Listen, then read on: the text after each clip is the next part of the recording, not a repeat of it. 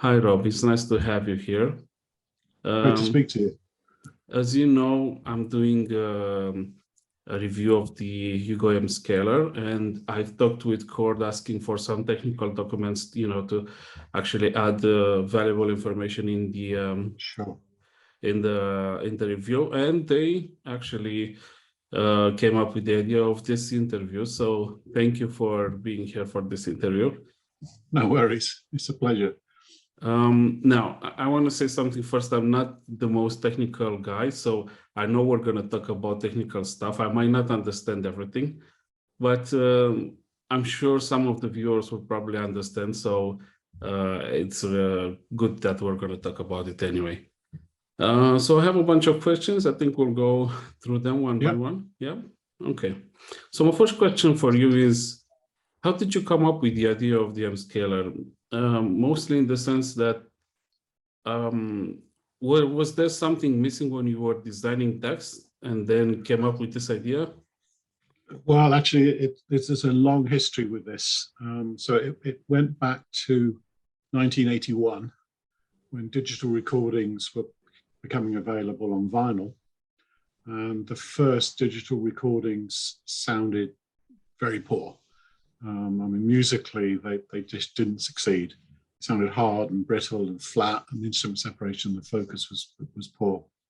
So at the same time, I was studying electronics as a science, and we were doing sampling theory, and I was also part-time looking into the physiology of hearing, so psychoacoustics, how the brain makes sense of sounds, how you locate instruments in space, how timbre is perceived, all these kind of things, because I wanted to be an audio engineer.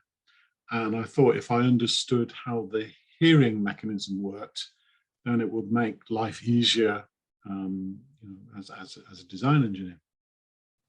One of the important things that came out of this research into textbooks was the importance of transients and the timing of transients, and how, from a psychoacoustic, a perception point of view, the timing of transients is absolutely crucial.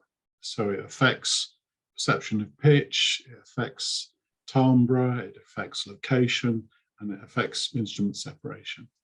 So I knew that transients were very, very important. And I also knew that the problem with digital is the reconstruction of transients. It's not about having more information above 20 kilohertz. It's about having those transients timed perfectly as per the original mic feed that was going into the A to D converter. So I did a sum on the back of an envelope and worked out that if we wanted 16-bit performance in terms of reconstructing the timing of the transients, in others, when you go from one sample to the next sample, there's 22 microseconds difference between the two samples with CD. If you want to reproduce the timing of the transients to a 16-bit accuracy, you would have to have 1 million taps, or getting on for 1 million taps, using a sync function. And if you did that, you would perfectly reproduce it within a 16-bit accuracy. And I felt this was digital's major downfall, and that it would never sound good until we managed to solve this issue. In that, you had to reconstruct transients accurately, and 16-bit to me seemed like a sensible number to go for. That meant getting on for 1 million taps. Now, in the early 1980s, 1 million taps was completely impossible. We didn't have DSP, we didn't have FPGAs. When I started university in 1979, we were programming with punch tape. It was really crude. And the first PC was, I think, 1983 that we saw. So, and then you were looking at 20 megahertz processors with 64K of RAM. So the idea of doing 1 million taps was just impossible. But time went by, and I never forgot this. And then in '89, I started developing my own DACs, using other people's chips, and then I migrated to using FPGAs to improve the performance, and that's sort of in the 1995 time. And then I was using the FPGA to create the DAC, but using off-board filters. And then in 1999, Xilinx FPGA became large enough and capable enough to do a serious number of taps. But a serious number of taps was only 1,000 taps, but it was a lot more than the taps that we had with commercial filters, which are generally about 128 or even less. So I remember what I was thinking way back in the early 80s, and started that process, designing and developing the WTA filter. As time has gone by, the capacity of FPGAs have become much more capable. And what I was working on was that as I saw an increase in FPGA, I kept increasing the tap size, and also improved the WTA algorithm as well. I noticed that if you doubled the tap length, then it improved the sound quality. And each time I doubled the tap length, it still improved the sound quality. And then finally, we had the 200T device, and that came out around 2015. And I started designing with that, and that allowed the full 1 million taps. And to be honest, I was actually very surprised how much of a difference it made, going from Dave's 164,000 taps to the Hugo M Scaler's 1 million taps. Then we're getting 16-bit accuracy in terms of the reconstruction. And it made a much bigger difference than I was expecting, particularly in terms of the way that the soundstage opened up. Now I know that 16-bit accuracy is not good enough, that we need even more accuracy, and that this is a never-ending situation in terms of how accurate we need the reconstruction of transients to be. All right.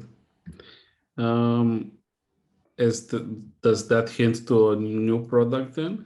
If it's well, 16 is not enough? we've already disclosed that there's going to be a scaler that matches Dave, and I've been working on that for about, must be 3 or 4 years on that project. It's going to be priced at the same kind of level as Dave is, so it's not going to replace the Hugo M Scaler. Yeah. So I already know that more taps gives you better performance. I must stress, it's not just about the taps, it's about the algorithm itself, how the filter is working. And we'll probably talk about that in a little bit later. Yep. Okay. Interesting. So, I've read a lot of your posting online, mostly on HeadFi, and there you say that you do a lot of listening tests, especially during the development phase. Yeah. I was wondering if you, while listening, if you had any reference towards, I don't know, something like live music or instruments, or even a specific set of tracks that you listen to get there. Sure. Well, I mean, the problem we've got is that we're using recordings that we don't know the provenance of. We don't know how it was put together. We don't know what the original acoustic was like. We don't know what the orchestra was like. We don't know the mics. We don't know the A to D converter. We don't know the post-processing, so we're trying to make assessment on things that we have very little knowledge about. So what I'm doing when I'm doing my listening tests is to try to evaluate variation. So the more variation we have in the sound of the product, the more accurate, we're getting back to the original sound on the mic. And So what I'm doing is I'm listening to variation in timbre, variation in space, variation in dynamic, variations in instrument separation and focus. If those things are improved, or if one of them is improved, you know you're making progress towards, you know, the ultimate transparent sound. So what I'm trying to do is to make my products sound completely transparent so that you're getting back to the original performance. And the more varied, the more expressive the component is, the more accurate it is. Having said that, I have started doing my own recordings. So I've got some recordings using Blumlin stereo ribbon mics.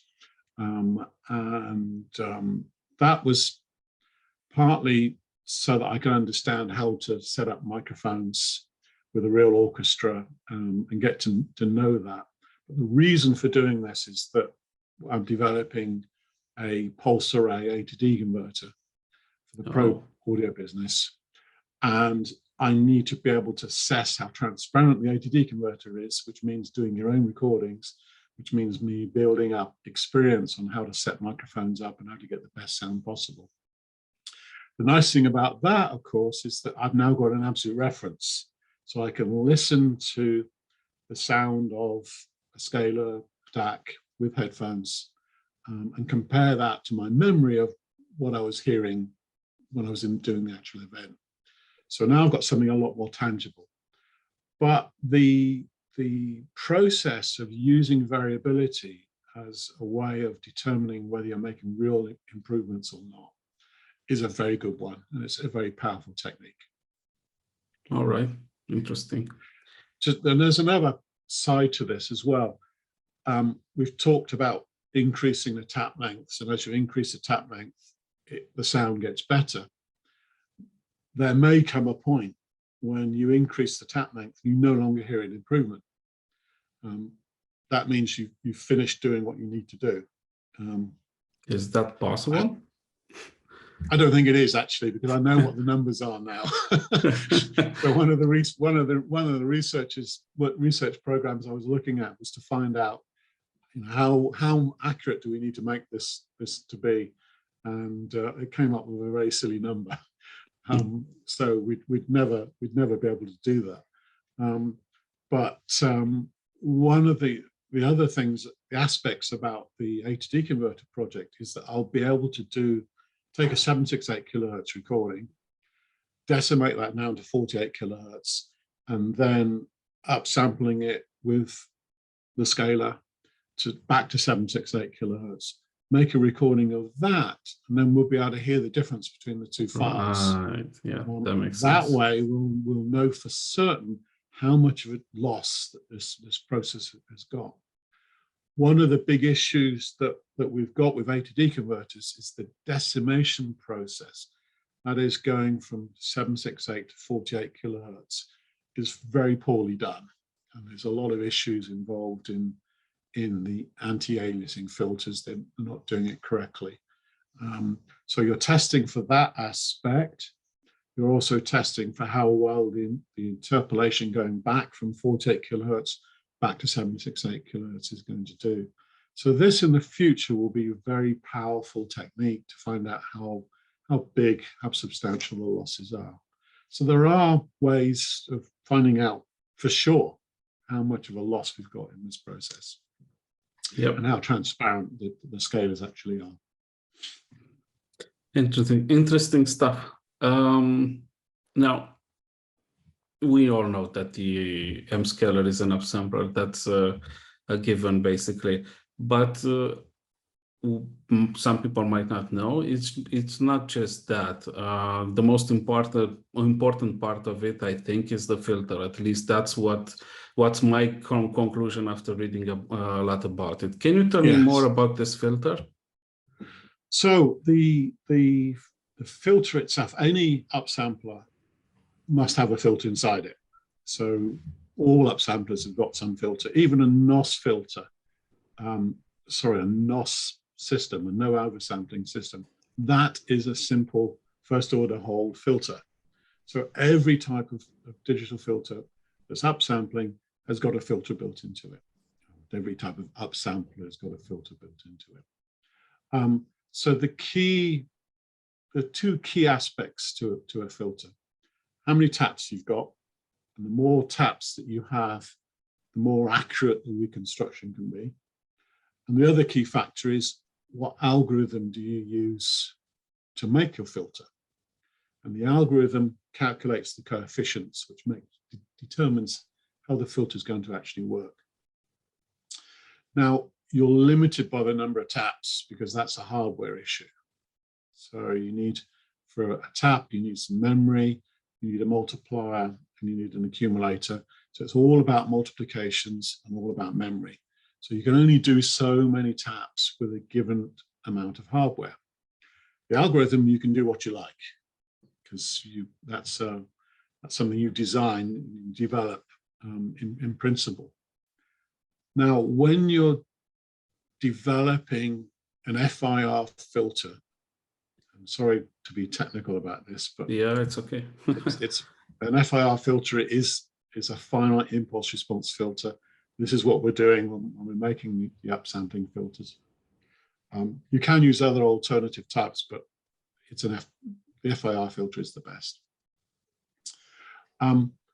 You take a sync function, and a sync function sort of kind of looks like this, and it just rings to infinity in the past and infinity in the future. Now, we can't go for at the start of the time of the universe and when the universe ends as a time period. It's too long. We won't be able to process that. So you chop the ends off. And the mechanism for chopping the ends off is called a windowing function. And what the windowing function does is it tapers, going from full sin x over x, or sync function, tapers it down to make it 0, because it's got to be 0, because it's got to stop the computing. How you do that tapering really is crucial. And what I've done is that more than 50% of the coefficients is completely sin x over x. So they're the ideal sync function coefficients. If you've got the ideal values, you will perfectly reconstruct things. So we want to maximize the ideal value. Trouble is, you can't do all of them being the ideal value, because then you get other problems, which affects the sound quality and affects the transient reconstruction. So it's a compromise between making it taper gently, but making sure you have the maximum number of coefficients to be the ideal value. So to go about this process, I developed my own windowing function, which has got 5 different variables in it. And then each of those variables I listen to, and you tweak them, and you listen to it and you tweak them, and you listen to it and you tweak it, and you just move it so that you get the optimum value from a listening test. This is where the listening tests comes into play. And when I'm doing my listening tests, I'm listening for instrument separation and focus, I'm listening for the soundstage depth, I'm listening for timbre variations, and I'm listening for pitch, particularly bass pitch, because bass pitch is dependent upon transients.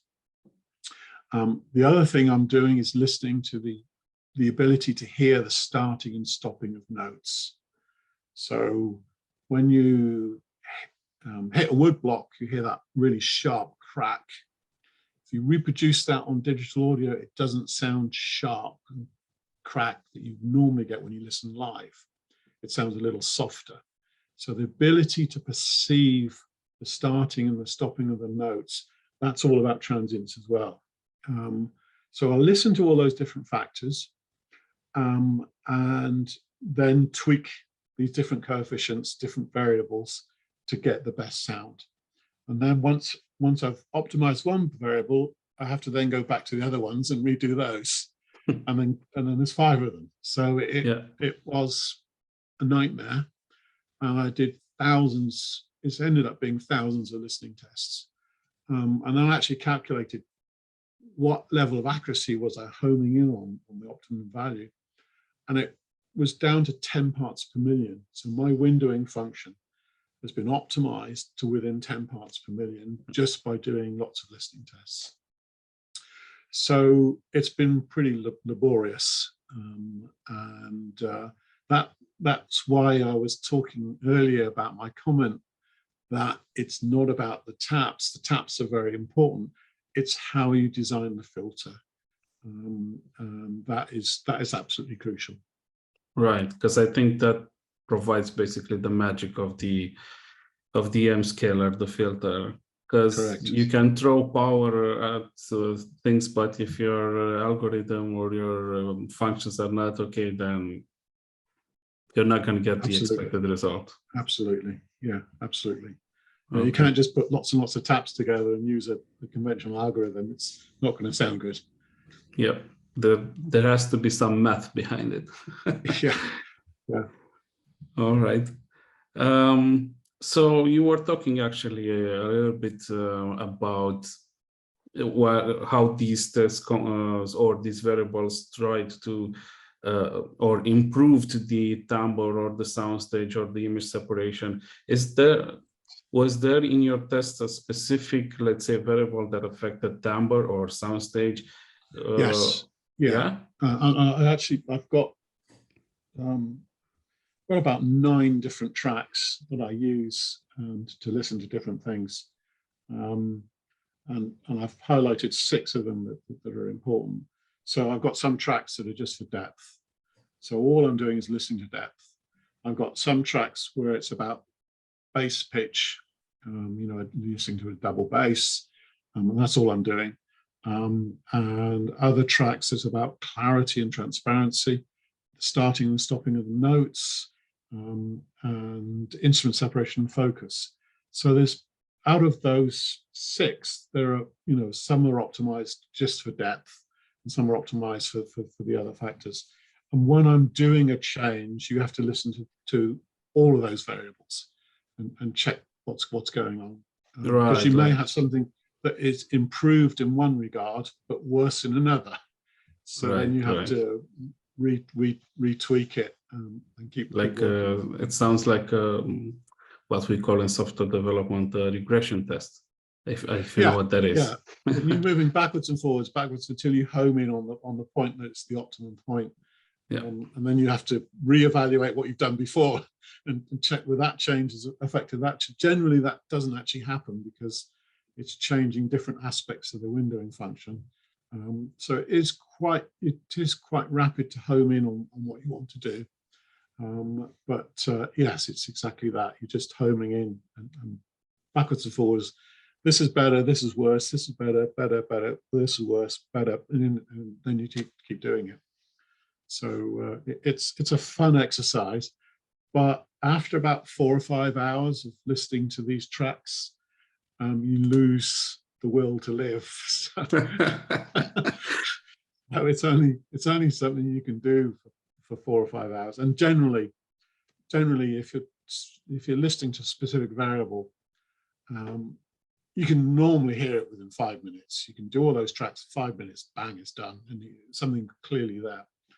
Sometimes when you're getting really subtle, when you're getting close to the optimum, it will take 50 listening of one track, backwards and forwards, just to see, clarify in your mind that which is the slightly better one or the slightly worse one. Because when you start getting down to 10 parts per million, it is barely audible, the shift.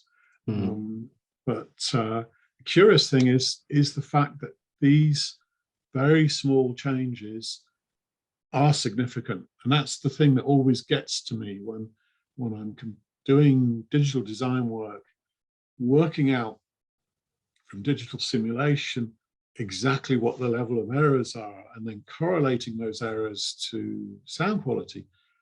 And it's just crazy. Some of the very, very small things that you can perceive that you'd never be able to measure, but are very significant from a sound quality point of view.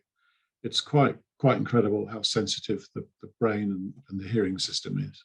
Yeah, that was just what I was about to say, because the brain can differentiate any slight change on anything like timing, let's say. In terms Yeah, of timing, it can differentiate. It knows if something's off. It knows yeah, immediately if something's yeah, off. So that's why probably timing is important. Okay.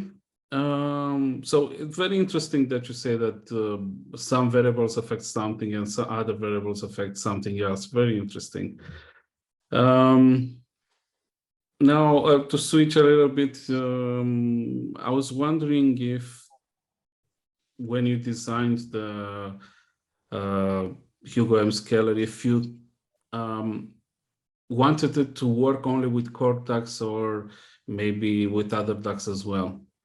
Well, the intent was just with Chord DACs, or my intent was just with Chord DACs. And we put the reason why I put 96 kilohertz and 192 kilohertz available as an option was for people to do recordings. So if you wanted to take your 44.1 and run it at 174 kilohertz and using it on your phone, you could do that. And that was the primary reason for putting the 192 kilohertz, outputs on there. I mean, of course, if we can make it more universal and work with other DACs, and that's a good thing. But really the focus was getting to work with my products, not with other DACs. Right. You really need the 768 kilohertz to hear the big benefits the M Scaler has got. Exactly. The minute you run even at 384 kilohertz, it's difficult, and there are very few DACs. In fact, I don't think of any DACs that run at 384 kilohertz using BNC. So and no one else runs at 768 kilohertz. So you're limited there. I think Chord have sold a few M Scalers to people using the 192 kilohertz. And that's just introduced the customer to the brand, and they then replace their DACs with our DACs. But my focus has never been on selling it for other DACs. Right. And, you know, if you're buying the M Scaler to extract the maximum performance, you have to go with the Chord DAC, because you need to use the dual BNC. You need to use the dual BNC. There's also another reason, and that is the pulse array DAC, which is my DAC technology that's built into all of the DACs from Mojo right up to Dave. They all run at 104 megahertz on the master clock. So the outputs can actually reproduce 52 megahertz sine wave. It's not very accurate, but it will reproduce it. And all other DACs, I mean, R2R DACs can't really handle 768 kilohertz correctly. There's too many glitches and timing errors. Delta Sigma DACs, they cap out at 3 megahertz or maybe 6 megahertz. So the resolving powers of the actual DAC itself is a limiting factor. And having the ability of being able to resolve much higher frequencies, much smaller time periods, improves the transient reconstruction accuracy. The other factor is that with Dave, for example, you've got WTA filters, WTA2, which takes you to 256 FS. And this is also the same on Hugo 2 and TT2. And then there's another filter that takes you from 256 FS to 2048 FS. So that level of filtering is also very important and helps to improve the transient reconstruction accuracy. And nobody else does that. No one else on the planet does that kind of thing. Okay. So you're not only limited by the 768 kilohertz, you're limited by the ability of the DAC to resolve timing transients correctly themselves, because there's a lot of errors inside the DAC itself. Interesting. So you're relying on the M Scaler to do the heavy lifting, basically. So because the DAC cannot do everything, right? Yeah. So the reason we've got the M Scaler and I think you touched on about this on your other question, the reason we have the M scaler in a separate unit is because the amount of processing that's going on inside the scaler, that creates a lot of ground plane noise. And that noise is in the gigahertz bandwidth area. Trying to filter that inside a DAC product is really, really difficult. And we'd like to do that in the future, but it's the problems are immense. So there will always be a benefit in having an external scaler, galvanically isolated and separated from the DAC itself, because all that gigahertz noise is hopefully removed by the isolation. Right. Well, there are other benefits of having a separate unit. The obvious ones being that you can use other DACs. Yes. Yeah, that's a bonus, I guess. But I understand what you're saying. But you touched on transient reconstruction. I wanna go there a little bit, because what I've read on the internet, you talking about it and some other people actually, that part is very important, because it kind of it helps actually the timbre, because it can recreate how the instrument sounds perfectly, because the transients are in time and not a little bit later or a little bit earlier or something like that. Can you explain that? Sure. Yeah. So the issue that we've got with all interpolation filters, the M scaler is not a perfect filter, not by any stretch of the imagination. The issue we have is as the music signal goes through the filter, so here's the filter, here's the music signal, it's going through the filter. Different parts of the music modulates the transients coming out of the filter at that moment in time. So you'll have a transient being a little bit too early or a little bit too late, and it's modulated on something that's happening in the future or something that's happened in the past. And this modulation causes problems. It means your transient accuracy is not good. Transients are very important for timbre. So if you take, the psychoacoustics tests have done this, you can get a piano and a trumpet, and if you remove the transient information, so you're just listening to the steady state sound of a piano and the steady state sound of a trumpet, it becomes extremely difficult to tell what the instrument is. So it's all about, for timbre perception, it's all about the starting transients. And if those transients are being modulated by other instruments, it becomes difficult for the brain to make sense of what's going on. And transients get, your perception of timbre gets suppressed or degraded. So that's why timbre is very important. Instrument separation and focus, this is also another very, very important concept. Instrument separation, what I mean by that is that things being separate. So you've got the sound of a trumpet, you've got the sound of a saxophone, and they're playing together. When you listen to live music, a trumpet and a sax sounds really dark and rich. Trumpet sounds very bright and powerful. Timbre colors are very, very different. When you listen to it on reproduced audio, the trumpet is not as bright as it's supposed to be, and the sax is brighter than it's supposed to be.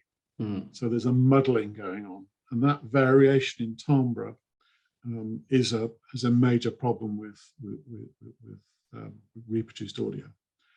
And much of that is down to this problem of being able to reconstruct transients accurately. So the other factor about instrument separation is there's an effect where the loudest instrument tends to dominate.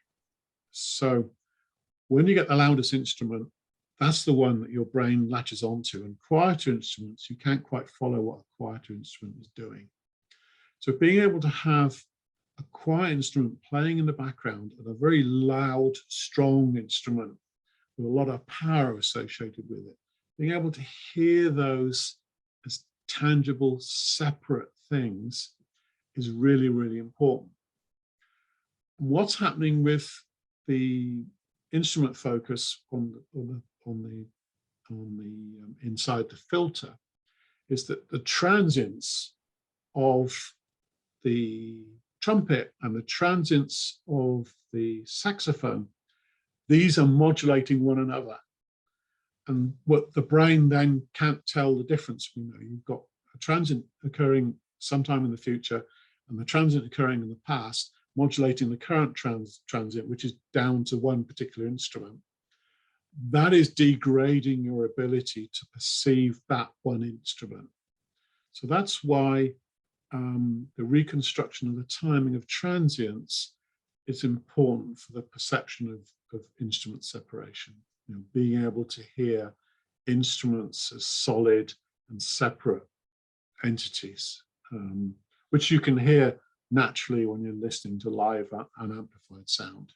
Yeah, and for me, I think that is the at least so far I've had the M Scaler for about a month and a half here, and I think that is the most impressive part for me. Yeah, being able to feel like the instrument is there separated and sounding natural as far as my brain can tell. So that's why I like it, I guess. Okay. It's also very important, crucially musically, and it's this concept of instrument separation and focus.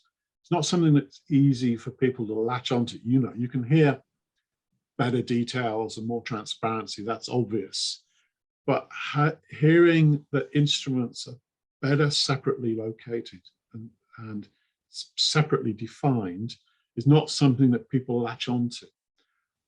But it's really crucial from a musicality point of view. So if the brain is struggling to make sense of what's going on, you get listening fatigue. If your brain is having to work hard to try and make sense of the music, you won't get emotional. And to me, the whole purpose of what we're trying to do is to get emotional when you're listening to music. To do that, we've got to make it easy for the brain to understand what's going on. Right. And that's what at the heart of the M Scaler is about. What the objective of the M Scaler is about. So if the brain is basically relaxed and not trying to understand what is going on, then you get a better listening experience. Yes, exactly. Yeah, simple as that. Okay. Now, you talked a bit about the fact that we need to separate the units because of the noise that is being generated. Yes. There's also a bit of jitter that is being generated while upsampling. Sure. Should we care about it? Does it matter? You certainly don't need to care about it if you're using a chord DAC, because jitter is source jitter is completely eliminated with the digital phase lock loop. And the system that's built into all of the DACs. So on one of the tests that I did a long time ago, I used 2 microseconds worth of jitter at 1 kilohertz, and you could see the noise floor at I think it's minus 170 dB at that point. You couldn't see any sidebands, so you can put in huge amounts of jitter, and it won't come through. So the system works in that it's tolerant of large amounts of jitter. So the extra amount of jitter that is being generated by the scaler is not a problem at all for chord DACs.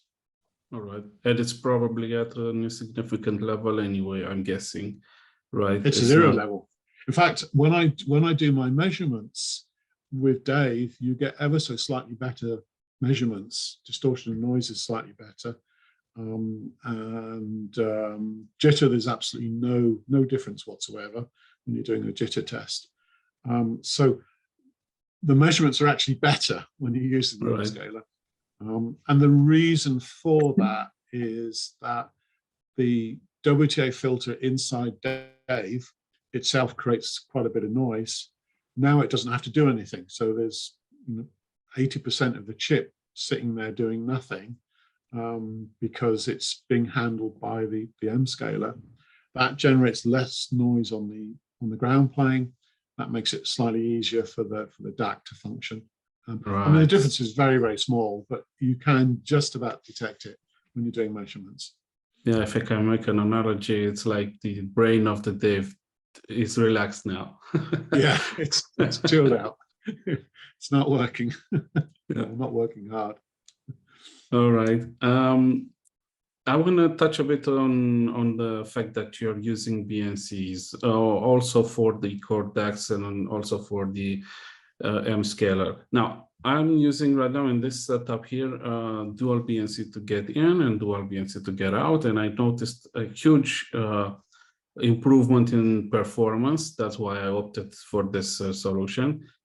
Is there a specific reason why you chose BNC, and do you recommend this route against other ports, let's say?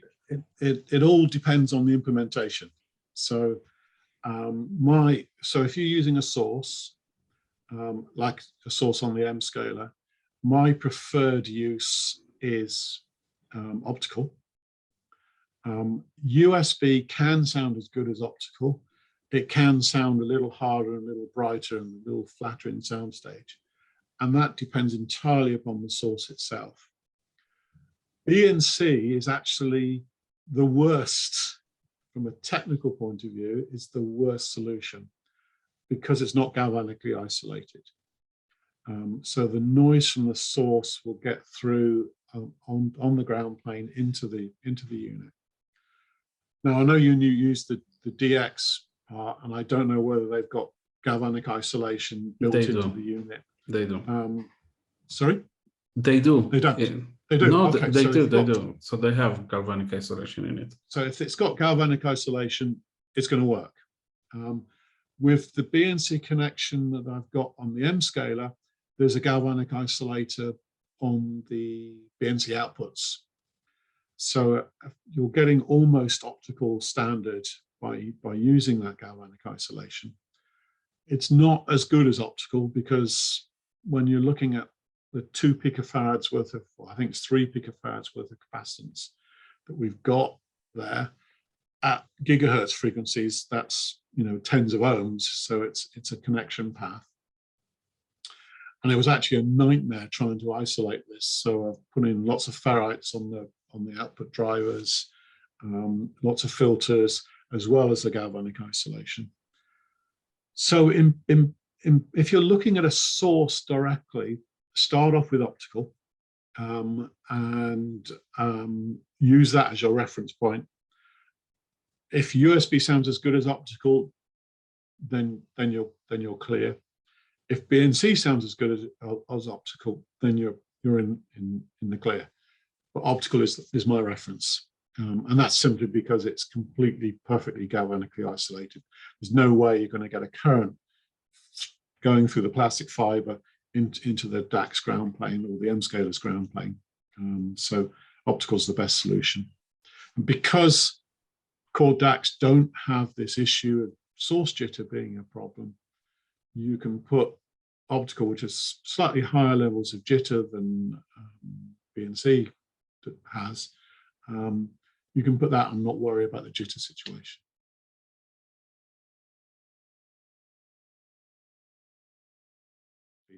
But the important things is about musicality, being able to enjoy the music, and how we go about creating devices that maximizes musicality.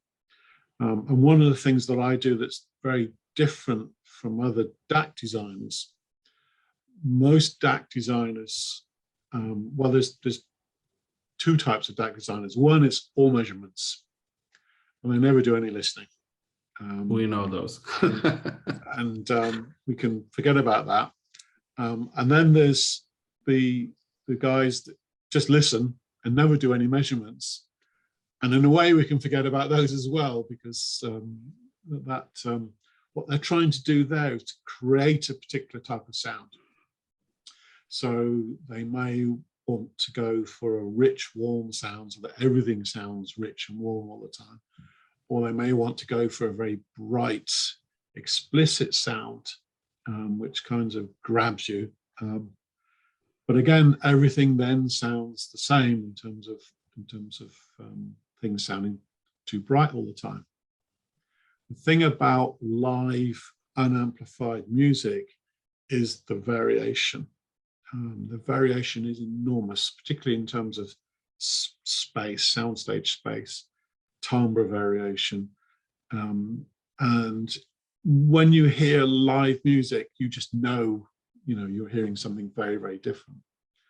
So my task is to try and close that gap from unamplified live music to reproduced music, which is why I'm very keen on this project of doing the A to D converter, because then I can go from hearing the live event, knowing what my microphones can do, maximizing the performance of the A to D, the cables, the storage system, the DAC, the scalers, and the headphones. Now, I don't have any control over the microphones or the headphones, but I've got control over everything else.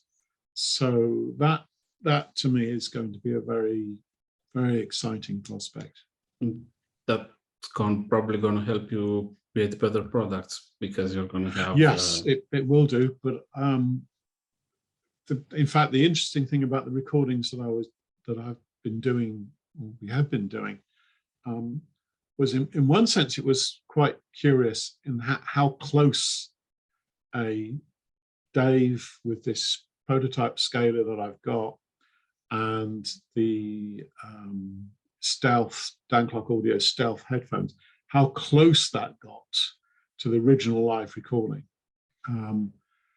Depth was truncated, so it was about between 2/3 and 50% less, 1/3 less depth or 50% less depth between those factors. So something that was recorded 4 meters away sounds 2 meters away when you're listening to it on headphones. So that I knew was going to happen, because depth is a really, really difficult thing. And I'm pretty sure that's down to the A to D converter.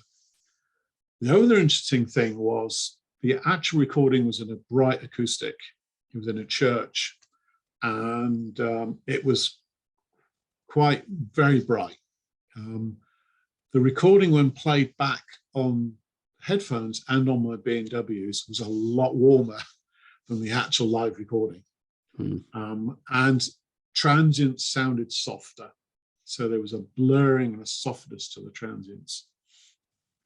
And again, this is down to the A to D converter, because I know what the effects of decimation is doing, the fact that the anti-aliasing filters are not up to task. And I also know that the noise shaper accuracy is not good enough on the A to Ds. So I came away thinking, this is better than I expected. And sighting of the microphones was much easier than I expected, because 2-channel stereo, putting a loudspeakers into a room can take you hours and hours and hours when you're trying to set up a demo for a hi-fi exhibition. And when in your own room, it can take weeks to set up. Microphones are quite easy relatively to set up by comparison to speakers, to get the sound to be optimum. So in one sense, it was a lot closer, but the differences were things that I kind of understood and know about. So I'm kind of thinking, are we seeing the light at the end of the tunnel on this or not? But it's going to be interesting the next couple of years when this thing gets together. Yeah, well, I can't wait. Probably the next M Scaler is going to be pretty good. I assume. Oh yeah, it's certainly better than I expected. All so right. That's all I can say really at this stage. All right. I don't suppose we have like a let's say a launch date or something yet. That's still not No, no. determined. The trouble with COVID is getting hold of parts and getting things manufactured. So I've got something which might be the pre-production prototype, which was sent off a couple of months ago, and I hope to have that in the next few weeks. If everything goes well, then it will be a pre-production prototype. If it goes poorly, it will be a prototype. So there are some things on there that's completely new, and that's the prototype side of it. The bulk of it has been done before on the previous prototypes, and they all work fine. So it could be a pre-production prototype. If everything works well, then we're looking at early next year. But if it works badly, then I've got to redo it again, then we're looking at another 6 month or 9 month delay. So it could be the end of next year before it's ready. Okay. And if that doesn't work again, then it's delayed again. So we can't put any dates to this kind of thing. And getting things made is a complete nightmare at the moment. Well, I'll be patiently waiting then, I guess. Yeah. All right. It was nice chatting with you. Thank you for being here. It was great to talk to you, and let me know when you want to do something like this again. Yeah, sure. It would be nice. All right. All right, cool. Bye. Thank you. Cheers. Ta-da.